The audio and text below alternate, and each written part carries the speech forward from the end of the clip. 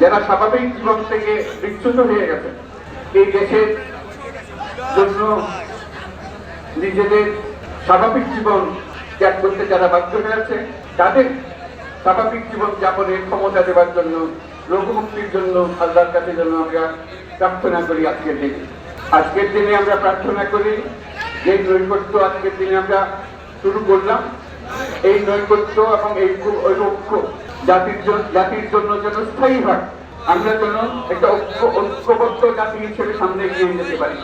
যারা আত্মত্যাগ করেছেন, যারা নতুন বাংলাদেশের স্বপ্ন বাস্তবায়ন করার জন্য নিজের আত্মহুতি দিয়েছেন, বেঁচে থাকলেও স্বাভাবিক জীবন যাপন করতে পারছেন না, তাদের স্মরণে আমরা যেন মোনাজাত করি আল্লাহর কাছে।